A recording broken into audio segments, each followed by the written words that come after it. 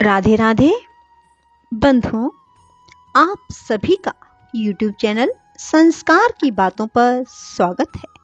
बंधुओं, आज मैं आपको फागुन मास में आने वाले कृष्ण पक्ष की विजया एकादशी की कथा सुनाने जा रही हूँ।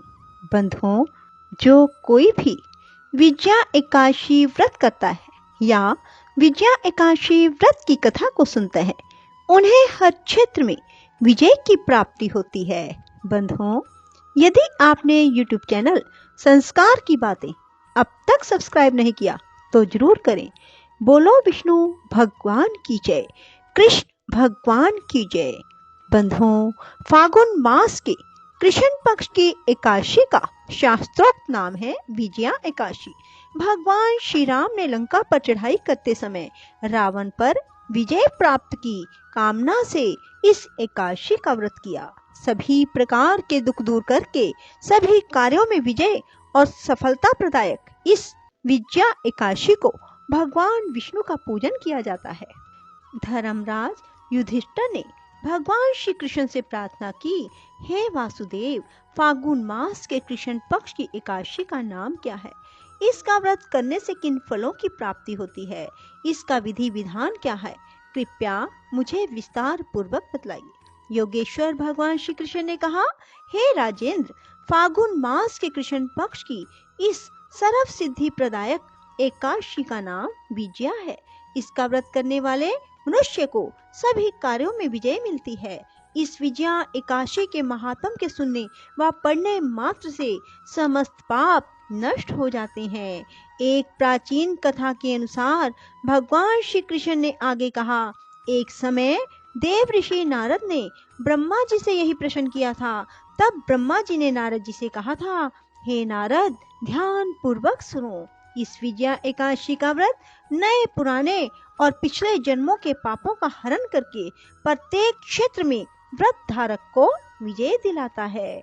रामायण से प्रसंग का वर्णन करते हुए ब्रह्मा जी ने आगे कहा, त्रेता युग में मर्यादा पुरुषोत्तम श्री रामचंद्र जी को जब 14 वर्ष का वनवास हो गया, तब वे श्री लक्ष्मण और सीता जी सहित पंचवटी में निवास करने लगे। वहां से दुष्ट रावण ने जब सीता जी का हरण कर लिया, तब श्री राम जी तथा लक्ष्मण जी अत्यंत व्याकुल हुए और सीता जी की खोज में चल दिए। घूमते घूमते जब वे मरण आसन जटायु के पास पहुंचे, तो जटायु उन्हें सीता जी का वृतांत सुनाकर स्वर्ग लोक चला गया। कुछ आगे जाकर उनकी सुग्रीव से मित्रता हुई और बाली का वध किया। हनुमान जी ने लंका में जाकर सीता जी का पता लगाया और उनसे श्री रामचंद्र जी एवं सुग्रीव की मित्रता का वर्णन किया। वहां से लौटकर हनुमान जी श्री रामचंद्र जी के पास आए और सब समाचार कहे। श्री रामचंद्र जी ने वानर सेना सहित सुग्रीव की सम्मति से लंका को प्रस्थान किया।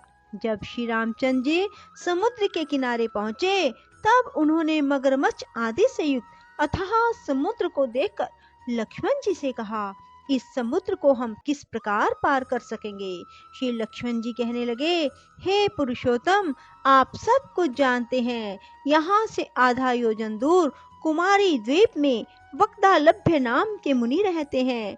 उन्होंने अनेकों ब्रह्मा देखे हैं। आप उनके पास जाकर इसका उपाय पूछिए।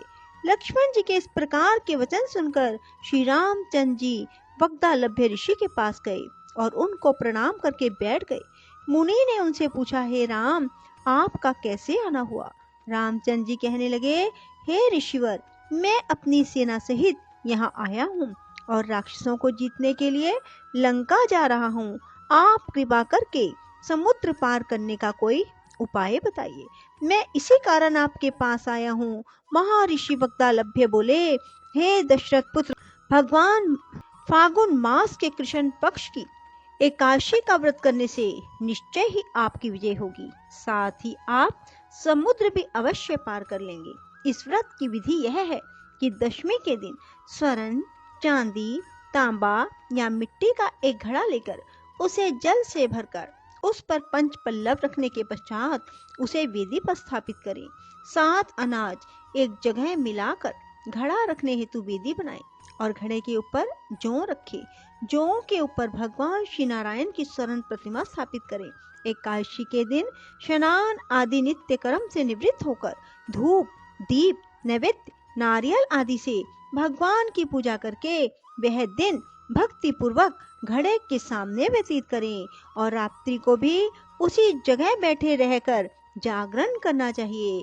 द्वादशी के दिन नदी या तालाब के किनारे स्नान आदि से निवृत्त होकर उस घड़े को ब्राह्मण को दे देना चाहिए। यदि तुम इस व्रत को सेनापतियों के साथ करोगे तो अवश्य ही विजयी होगे। इसके बाद श्री रामचंद्र जी ने विधि पूर्वक विजया एकादशी का व्रत किया और उसके प्रभाव से लंका में राक्षसों पर विजय पाई। अतः हे राजन, जो मनुष्य इस व्रत को विधि पूर्वक करेगा उसे दोनों लोकों में विजय प्राप्त होगी। अंत में ब्रह्मा जी ने नारद जी से कहा, हे पुत्र, इस व्रत को करने वाला तो सभी जगह विजय पाता ही है। जो इस व्रत के महात्म को पढ़ते या सुनते हैं उन्हें भी वाजपेयी यज्ञ का फल प्राप्त होता है। बोलो विष्णु भगवान की जय हो। बंधुओं, एकादशी के व्रत के दिन कुछ नियमों का पालन अवश्य करें।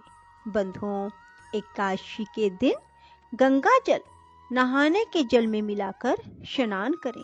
फिर भगवान के समक्ष खड़े होकर हाथ में जल लेकर संकल्प करें, हे भगवान विष्णु, मैं आज फागुन मास के कृष्ण पक्ष की विजया एकादशी का व्रत कर रहा हूँ या कर रही हूँ।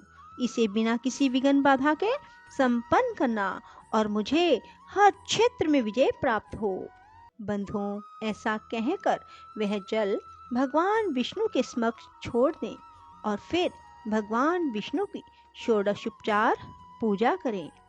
भगवान को धूप दीप दिखाएं, फल अर्पित करें, तुलसी दल अर्पित करें और फिर आरती उतारें। पूरा दिन भगवान विष्णु के नाम जाप में बिताएं। भगवान विष्णु की कथा सुने, गर्भ गीता सुने, गजेंद्र मोक्ष की कथा सुने। ऐसा करते ही सारा दिन व्यतीत करें। रात को भगवान विष्णु के समक्ष अखंड ज्योत लगाएं और रात्रि जागरण करें। प्रातःकाल स्नान आदि से निवृत्त होकर भगवान की पूजा करें। किसी ब्राह्मण को भोजन कराएं। उसके बाद ही व्रत का पारण करें। बंधुओं, व्रत के दिन झूठ ना बोलें, किसी की निंदा ना करें, बाल ना कटवाएं, नाखून ना काटें, किसी का दिल ना दुखाएं, फलाहारी रहें, मांसाहार का सेवन ना करें। यदि आप इस प्रकार व्रत को धारण करते हैं तो भगवान विष्णु शीघ्र अतिशीघ्र आपकी मनोकामना पूरी करेंगे। श्री कृष्ण गोविंद हरे मुरारी, हे नाथ नारायण वासुदेवा। श्री कृष्ण गोविंद हरे मुरारी, हे नाथ नारायण वासुदेवा।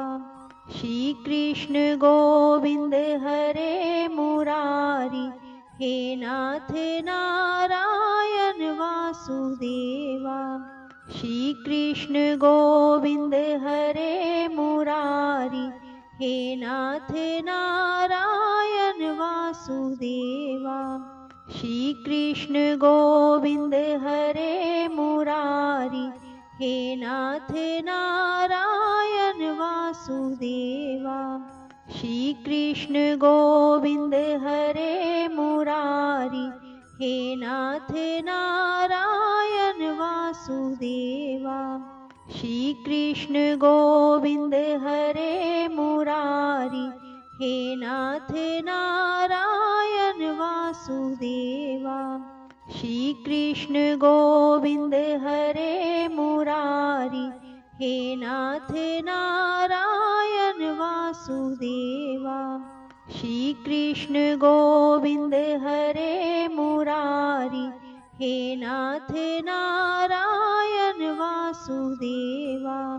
श्री कृष्ण गोविंद हरे मुरारी, हे नाथ नारायण वासुदेवा।